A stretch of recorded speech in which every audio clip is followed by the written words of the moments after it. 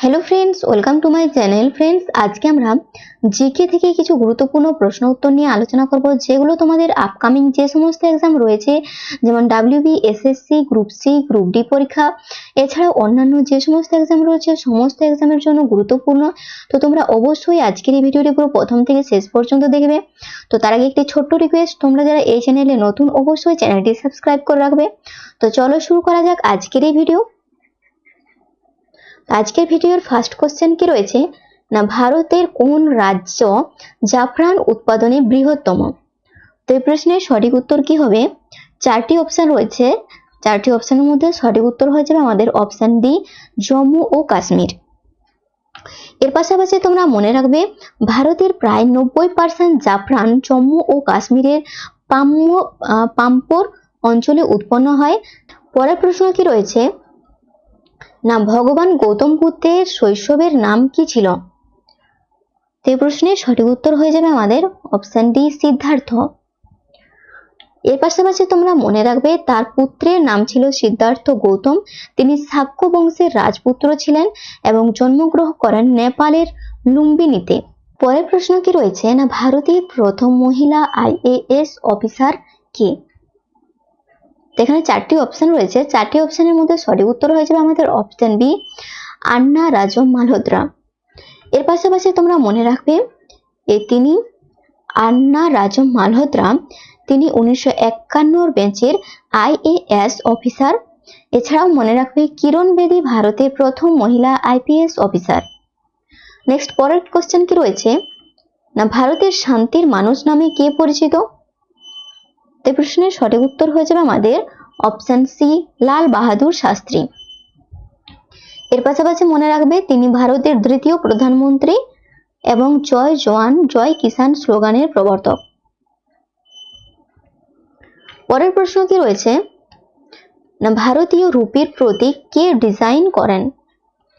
তো এই প্রশ্নের সঠিক উত্তর কি হবে? চারটি অপশন রয়েছে, চারটি অপশনের মধ্যে সঠিক উত্তর হয়ে যাবে আমাদের অপশন ডি, উদয় কুমার ধর্মলিঙ্গম। উদয় কুমার ধর্মলিঙ্গম ভারতীয় রুপির প্রতীক চিহ্নকে ডিজাইন করেন। এর পাশাপাশি তোমরা মনে রাখবে, 2010 সালে এই প্রতীক গ্রহণ করা হয়। এটি দেবনাগরী ও ইংরাজি আর এর সংমিশ্রণে তৈরি। পরের প্রশ্ন কি রয়েছে? 6 নম্বর প্রশ্ন, ভারতের নেপোলিয়ন কাকে বলা হয়? তো এই প্রশ্নের সঠিক উত্তর হয়ে যাবে আমাদের অপশন বি, সমুদ্রগুপ্তকে। এর পাশাপাশি তোমরা মনে রাখবে, ইতিহাসবিদ ভি.এস. স্মিথ তার অসংখ্য সাময়িক অভিযানের জন্য এই উপাধি দেন। নেক্সট, 7 নম্বর প্রশ্ন কি রয়েছে না, ভারতের শেক্সপিয়র নামে কে পরিচিত? এই প্রশ্নের সঠিক উত্তর কি হবে না, চারটি অপশন রয়েছে, চারটি অপশনের মধ্যে সঠিক উত্তর হয়ে যাবে আমাদের অপশন বি, কালিদাসের বিখ্যাত নাটক অভিজ্ঞান শকুন্তলম বিশ্বজুড়ে সমাদৃত। পরবর্তী প্রশ্ন কি রয়েছে না, গায়ত্রী মন্ত্র কোন বেদ থেকে নেওয়া? এখানে সঠিক উত্তর কি হবে না, সঠিক উত্তর হয়ে যাবে অপশন এ, ঋগ্বেদ থেকে নেওয়া। এর পাশাপাশি তোমরা কিছু এক্সট্রা পয়েন্ট মনে রাখবে, যেমন এটি ঋগ্বেদের তৃতীয় মণ্ডলে রয়েছে এবং সূর্য দেবতার সবিতাকে উৎসর্গকৃত এই ঋগ্বেদটি। পরের প্রশ্ন কি রয়েছে না, দিল্লি কত সালে ভারতের রাজধানী হয়? এই দিল্লি কত সালে ভারতের রাজধানী হয়? তো এই প্রশ্নের সঠিক উত্তর হয়ে যাবে আমাদের 1911 সালে, অপশন এ হয়ে যাবে সঠিক উত্তর। এর পাশাপাশি মনে রাখবে, 12ই ডিসেম্বর 1911 সালে কলকাতা থেকে দিল্লিতে রাজধানী স্থানান্তরের ঘোষণা হয়। পরবর্তী প্রশ্ন কি রয়েছে না, সিন্ধু নদী কোন নদীর ঋগ্বৈদিক নাম? ঋগ্বৈদিক নাম। এই প্রশ্নের সঠিক উত্তর হয়ে যাবে আমাদের ইন্দাস নদীর, অপশন ডি হয়ে যাবে সঠিক উত্তর। এর পাশাপাশি তোমরা মনে রাখবে, ঋগ্বেদে সিন্ধুকে প্রধান নদী হিসেবে বর্ণনা করা হয়েছে। পরের প্রশ্ন, গঙ্গা নদী কবে জাতীয় নদী ঘোষিত হয়? চারটি অপশনের মধ্যে সঠিক উত্তর হয়ে যাবে আমাদের অপশন ডি, 2008 সালে। এর সাথে সাথে তোমরা মনে রাখবে, গঙ্গা রক্ষার জন্য NGRBA গঠন করা হয়। পরবর্তী প্রশ্ন কি রয়েছে না, ওয়ারলি চিত্রকলা কোন রাজ্যের? তো এই প্রশ্নের সঠিক উত্তর কি হয়ে যাবে না, এই প্রশ্নের সঠিক উত্তর হয়ে যাবে মহারাষ্ট্র, অপশন এ হয়ে যাবে আমাদের সঠিক উত্তর। এর পাশাপাশি মনে রাখবে এটি ওয়ালরি উপজাতির লোকচিত্রকলা জ্যামিতিক আকারে আঁকা হয়। পরের প্রশ্ন, জলপ্রপাতের শহর কোনটি? তো এখানে 4টি শহর রয়েছে, 4টি অপশনের মধ্যে সঠিক উত্তর কি হবে, কোন শহরটি এখানে জলপ্রপাতের শহর নামে পরিচিত? তো সঠিক উত্তর হয়ে যাবে আমাদের অপশন বি, রাঁচি। এর সাথে মনে রাখবে হুড্রু জলপ্রপাত দশম সহ বহু জলপ্রপাত থাকার কারণে রাঁচির এই নাম। পরবর্তী প্রশ্ন, ভারতের বৃহত্তম জাদুঘর কোনটি? তো 14 নম্বর প্রশ্নের সঠিক উত্তর হয়ে যাবে আমাদের ইন্ডিয়ান মিউজিয়াম, অপশন ডি হয়ে যাবে সঠিক উত্তর। এর পাশাপাশি মনে রাখবে এই ইন্ডিয়ান মিউজিয়াম 1814 সালে প্রতিষ্ঠিত হয় আর এটি কলকাতায় অবস্থিত। পরের প্রশ্ন, ভারতের প্রথম মহিলা ভারতরত্ন প্রাপক কে? তো এখানে সঠিক উত্তর হয়ে যাবে আমাদের ইন্দিরা গান্ধী, অপশন ডি হয়ে যাবে সঠিক উত্তর।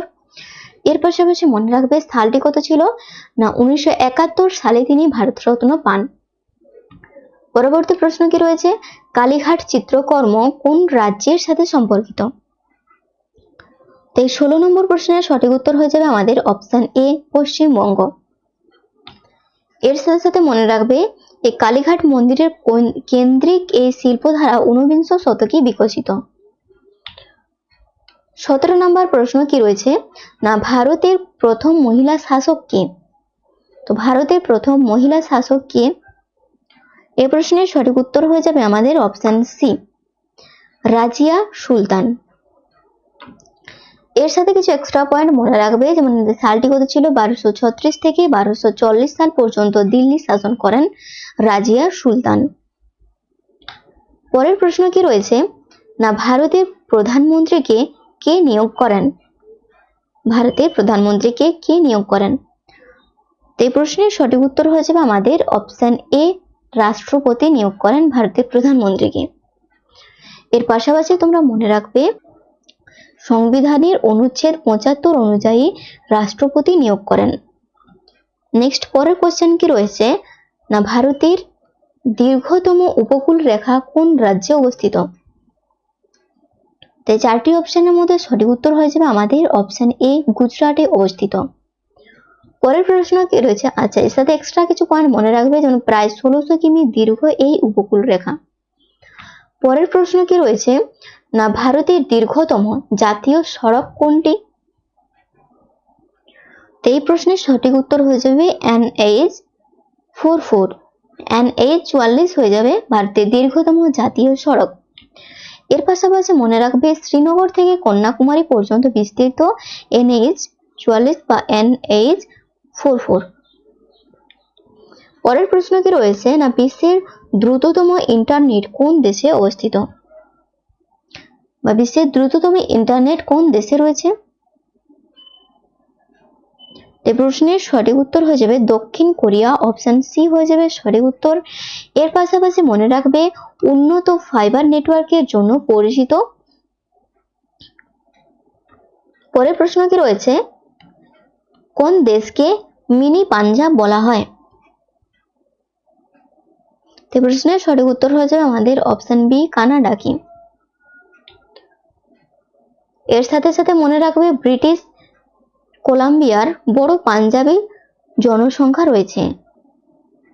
স্নেক অ্যান্ড ল্যাডার্স খেলার উৎপত্তি কোথায় হয়? তো এই প্রশ্নের সঠিক উত্তর হয়ে যাবে আমাদের অপশন বি, ভারতে। এর সাথে সাথে মনে রাখবে প্রাচীন নাম মোক্ষ প্রথম আর নীতি শিক্ষামূলক এই খেলা।